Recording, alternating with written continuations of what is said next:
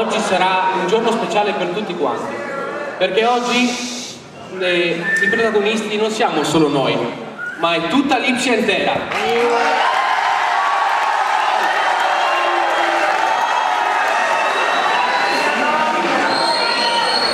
Quindi ringraziamo il Comune per la grande opera che ha fatto in questo magnifico teatro e vi dico soltanto due robe sul teatro. Questo teatro potrà essere utilizzato da tutti noi nel nostro futuro per attività teatrali e non solo, anche manifestazioni che potremo creare noi nel nostro futuro.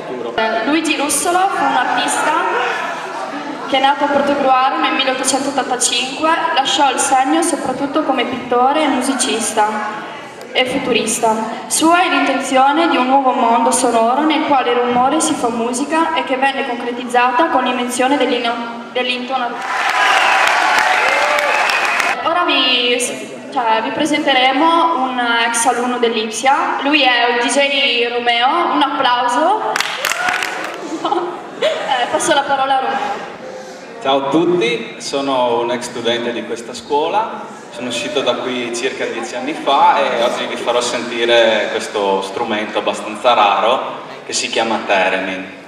È uno strumento, è stato il padre di tutti gli strumenti elettronici moderni e funziona praticamente per il principio dei campi magnetici.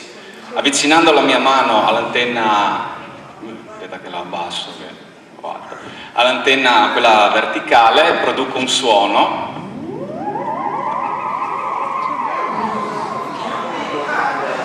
Avvicinando invece la mano a questa diminuisco il volume. La combinazione delle due mi dà modo di produrre degli effetti e dei suoni.